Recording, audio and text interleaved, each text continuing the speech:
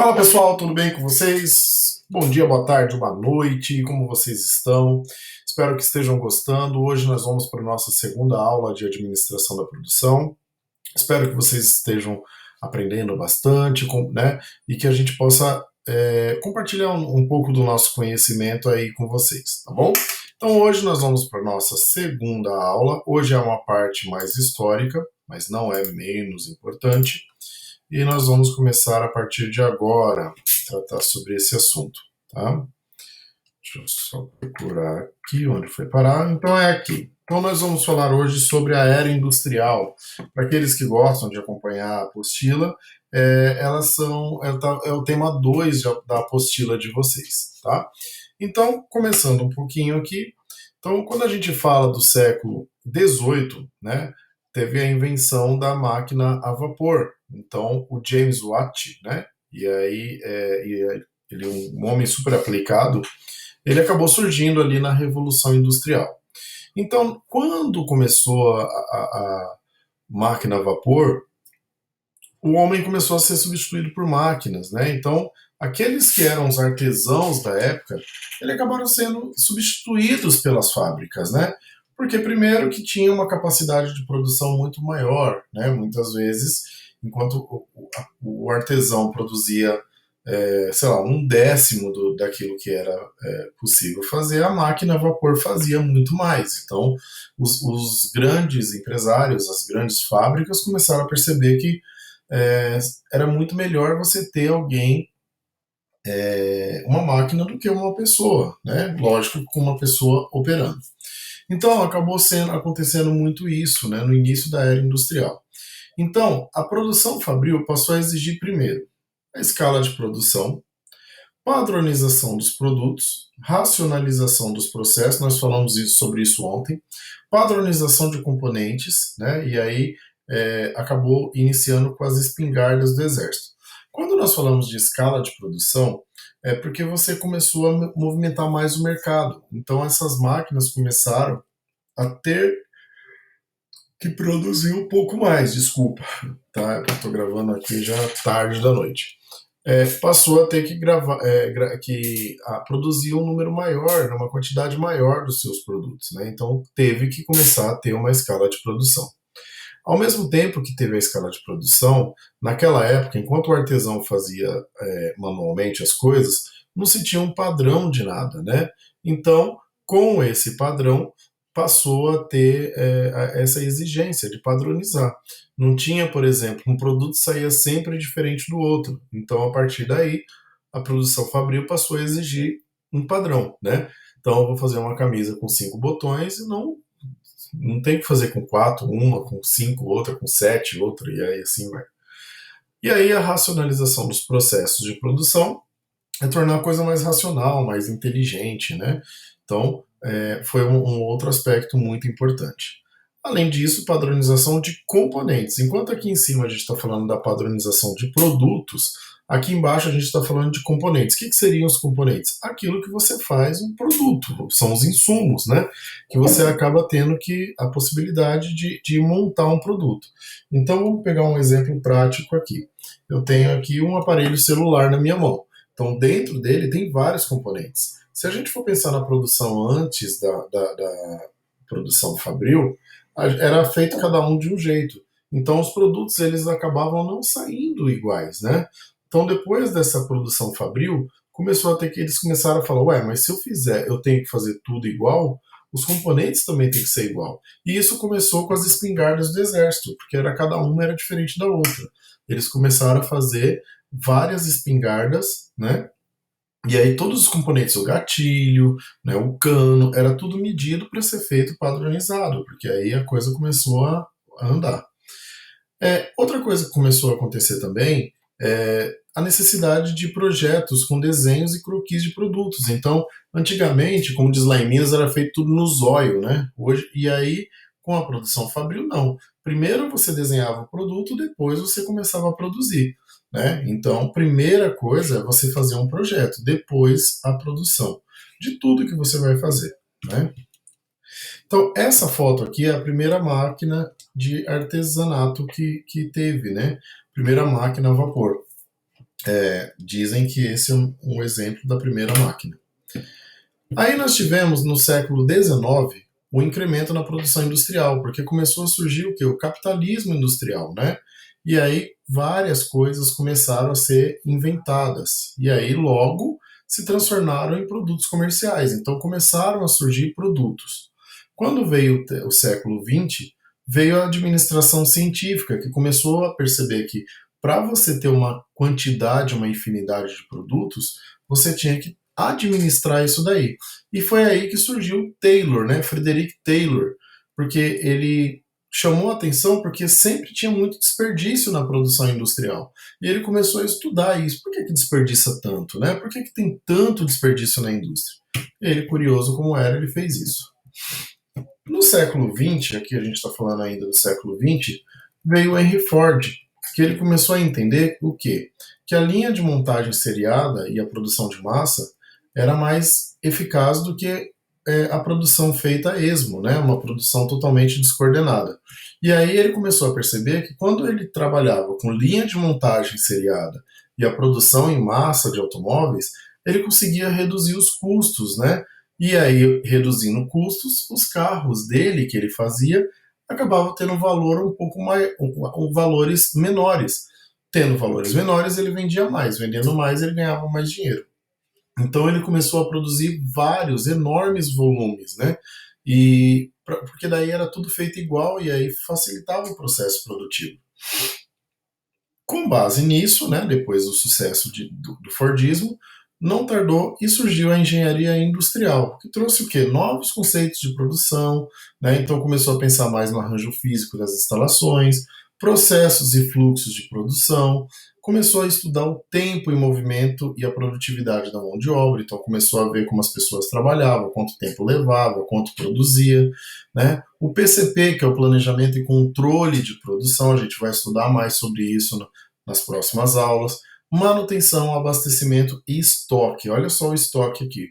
Para quem teve administração de materiais comigo, a gente pode aprofundar um pouco mais agora nessa questão também do estoque, né? E aí, no início da década de 1960, a indústria japonesa começou a dar uma virada maior, né? E aí, onde os dois gurus, né, que foi o Deming e o Juran, ele começou a trabalhar mais a qualidade e a produtividade, porque até então nada se falava sobre qualidade, era só produzir, produzir, produzir, reduzir desperdício, mas você pode ver que em momento algum se falava em qualidade. Então, o Taylor, né, vocês vão ver que tem vários tipos de administração. O Taylor, ele é conhecido como o pai da administração científica, né? Então aqui tem um pouco sobre a história dele. Ele faleceu aos 59 anos em 1915. O Taylorismo, né, que é a ciência, né, que Taylor defendia, ele sempre trabalhava. E, gente, quando vocês forem pensar, a gente vai falar de Taylor, Fayol, Toyotismo, Fordismo, né? É importante vocês entenderem qual é a visão de cada um deles. Então, dentro do que Taylor pensava, o Taylorismo, o que era importante para ele? Primeiro, isso é questão de prova, isso é questão de concurso público. Geralmente eu cobro isso nas minhas provas também. Então, elevar a produção industrial em menor tempo possível, aperfeiçoar o trabalho. Cada operário realizaria apenas uma atividade, então um operário não podia fazer duas coisas ao mesmo tempo. Padronização do trabalho, então ele procurava trabalhar muito sobre isso. O controle da linha de produção, rendimento máximo do trabalhador, então o cara tinha que trabalhar muito, ele tinha que render bastante, né? E aí ele pensava sempre na necessidade de motivações, então pensava em melhoria dos salários, redução da jornada de trabalho, os descansos semanais remunerados, vocês podem ver que são coisas que a gente tem hoje, né? E as bonificações conforme a produção. Quanto mais produzia, mais ganhava. E ele entendia que tinha necessidade de quem planejasse, né, gerenciasse a coisa toda, que é a força intelectual. Lembra que ontem nós falamos sobre planejamento estratégico? Então seria essa figura, a pessoa que fica lá no topo daquela pirâmide. Depois de Taylor veio Fayol também, né? Então ele nasceu lá em Istambul, né, em 1841. Ele foi um engenheiro e faleceu em Paris em 1925. Né? Ele trabalhava teoria clássica. Enquanto Taylor trabalhava teoria científica da administração, Fayol já pensava na teoria clássica. Então, se vocês ouvirem falar quem é o pai da teoria científica, Taylor. Quem é o pai da teoria clássica? Fayol. Então, qual era a diferença? Então, caracteriza pela ênfase na estrutura organizacional, na visão do homem econômico e busca pela máxima eficiência. Então, o próprio Fayol, ele relacionou 14 princípios básicos que podem ser estudados de forma complementar, ou seja, acrescentando ao que o Taylor tinha preconizado. Né? Então, o primeiro deles é a divisão do trabalho. Né?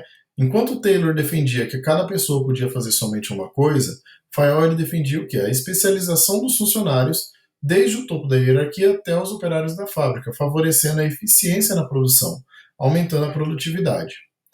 Ele também falava muito sobre autoridade e responsabilidade. Então, autoridade é o direito de quê? Dos superiores darem ordem. Então, tinha a questão da hierarquia, né? Que tinha que ser obedecida. Unidade de comando. Então, o funcionário sempre deve receber a ordem de apenas um chefe. Era uma coisa centralizada. Então, evitando que outras pessoas ficassem mandando. A coisa não podia ter mais de uma pessoa mandando. Unidade de direção. Então, o controle único ele é possibilitado com a aplicação de um plano para o grupo de atividades com os mesmos objetivos. Sempre tinha isso. Questão da disciplina. Então, tinha a necessidade de estabelecer regras de conduta e de trabalho válida para todos os funcionários. A ausência de disciplina acabava gerando caos na organização. Prevalência dos interesses gerais. Os interesses da organização, não do funcionário, têm que prevalecer sobre os interesses individuais. Interesses individuais são dos funcionários, gerais da organização. Remuneração. Deve ser suficiente para garantir a satisfação dos funcionários, ponto, e da própria organização. Você pode ver que Taylor já falava mais sobre motivar o funcionário, bonificação e tudo mais. Centralização, sempre centralizado, nada descentralizado. Olha a hierarquia aqui de novo, né? Sempre tendo uma linha de autoridade fixa, nada com muita gente mandando. Ordem, sempre mantida a ordem. Você vê que ele fala muito de disciplina aqui. Equidade, a justiça deve prevalecer em toda a organização. Então aí justifica a lealdade e a devoção de cada funcionário à empresa. Só um instantinho.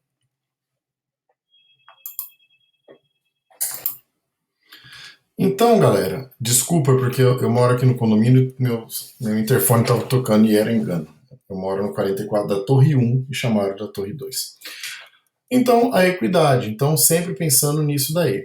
Só que uma diferença de Taylor para Fayol é que existia o que? A estabilidade dos funcionários. Então, os funcionários sempre tinham um emprego mais fixo, né? Ele tinha aquela questão de sempre ter o emprego, não ter aquela insegurança, né? A iniciativa, né, que tem que ser entendida como capacidade de estabelecer um plano, então não é nada demais, e o espírito em equipe. Isso daqui é o que preconiza Fayol, que é esse senhorzinho simpático aqui. Tá? Então vocês podem perceber que, geralmente, assim como existe Henry Ford, assim como existe Toyotismo, né, mas a grande diferença, as maiores comparações em concursos públicos, em provas para vocês entrarem em escolas, nas faculdades, nas nossas aulas, geralmente é a comparação aqui entre Taylor e Fayol. Então é muito importante que vocês entendam quais são as formas de cada um pensar aqui. Tá? Então aqui tem um quadro que só dá uma resumida em tudo que eles dois pensam. Então Taylor, ele enfatiza as tarefas ligadas à atividade produtiva. Fayol enfatiza a estrutura da organização. Você pode ver que Fayol já está mais voltado à empresa, né? Taylor, desculpa, parte da análise das atividades dos operários. Fayol já é dos chefes. Taylor preocupa-se com o aumento da eficiência da organização através do aumento da eficiência das atividades. Fayol não, preocupa com o aumento da eficiência da organização através do aperfeiçoamento das atividades administrativas. Taylor já era das operacionais. Então, Taylor sempre pensa no chão de fábrica. Anotem isso. Taylor sempre está ligado ao chão de fábrica. Fayol já é mais voltado à administração. Taylor realiza uma reflexão de baixo para cima. Olha o chão de fábrica de novo. Então, o operário, né, para a chefia. Fayol já é de cima para baixo, já é o contrário. Taylor volta a sua atenção para as relações homem-máquina. Fayol, suas atenções para a relação homem-homem. Uma vez que nós estudamos Taylorismo e Fayol, nós temos também o Toyotismo. O que seria o Toyotismo? Então é um modelo, né, de organização que acabou surgindo a partir da mundialização do capital nos anos 80, né? Que acabou ganhando mais notoriedade. Surgiu mesmo lá no Japão em 1950.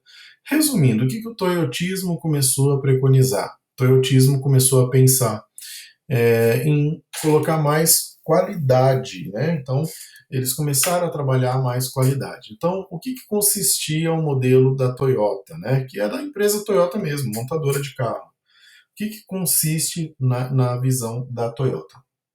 Primeiro, os operários passam a operar em média 5 máquinas cada um. Olha a diferença de Taylor e de Fayol. Então, o indivíduo tinha que fazer pelo menos 5 coisas diferentes. 2. Os empregados passam a desempenhar as tarefas anteriormente atribuídas aos supervisores, engenheiros e especialistas. Né? Então, coisas que os empregados, antigamente era supervisor, engenheiro, chefia que fazia, passou para os empregados. Né? 3. Foram introduzidos os círculos de controle de qualidade, então CQC, que é o controle de qualidade. Olha a qualidade aí para o toyotismo. Né? 4. Foram substituídas as linhas de montagem pela produção em equipes. Então, enquanto você tem lá atrás aquela linha de produção, aqui foi substituída pela produção em equipes. Né? E aí, por fim, foram introduzidas políticas de incentivo à produtividade, emprego vitalício, participação nos lucros e outros. Então, para o cara trabalhar cada vez mais motivado. Aqui, gente, nós temos duas opções de linha de montagem. Então, primeiro o Fordismo, né? E depois o Toyotismo. Então, olha como é diferente aqui as duas visões. Primeiro, o Fordismo. Os defeitos no produto só eram identificados no final da linha de produção. Então, o cara fazia toda a produção, chegava lá no final e falava: ih, deu ruim, volta para a linha de produção. No Toyotismo, não. Qualquer falha que era identificada, eles já identificavam e já corrigiam ali mesmo. Né? 2. A empresa fabricava muitas peças que compunham o seu produto. A Toyota já trouxe uma visão de comprar peças de outras companhias, que é o que existe até hoje. Né? Se você for parar para pensar numa montadora, ela apenas monta. Agora, a Toyota não. Né? Antigamente era a própria empresa que fazia essa montagem. 3. Para não faltar peça, estas eram produzidas em excesso, gerando muito estoque. Olha o estoque aqui gerando prejuízo, gente. A gente sempre fala que estoque tem que tomar muito cuidado. Né? Na Toyota não, o estoque ele é mínimo. Né? Os fornecedores entregam as peças quando a companhia solicita, senão fica lá. Né? 4. O operário modelo era aquele que melhor obedecia às diretrizes de seus superiores. Esse era o operário modelo. Então era aquele que simplesmente obedecia. Na Toyota, não. É aquele que identifica o problema e propõe soluções. Era aquele cara que tinha iniciativa, ó, toma lá e dá cá. 5. O funcionário devia se preocupar apenas com as tarefas imediatas. Era aquela coisa que estava fazendo. Na Toyota, ele já tinha que pensar em como seria a aplicação do produto depois de vendido. Então era uma coisa que ele tinha que pensar lá na frente, não era uma visão imediatista. Né? 6. A empresa devia executar projetos feitos pelos seus engenheiros. A Toyota não, era para atender o desejo dos clientes. Enquanto a Ford pensava, simplesmente o engenheiro fazia o que ele achava que tinha que fazer, a Toyota já procurava entender o gosto do cliente, né? O que o cliente pensava e em melhorar também, tá bom? Aqui nós temos um exercício de concurso público, como eu passei para vocês ontem, e aí eu vou dar um tempinho para vocês fazerem. Deixa eu só parar de compartilhar a tela. Deixa eu só ver quantas questões eu tenho aqui, porque já faz um tempo que... Então, nós temos dois exercícios, tá? Então, eu vou pedir para vocês fazerem esses 2 exercícios, tá? Eu vou passar um vídeo para vocês também de apoio, e aí a gente vai para a discussão, tá? Online. Combinado? Então, tudo de bom para vocês. A gente se fala novamente.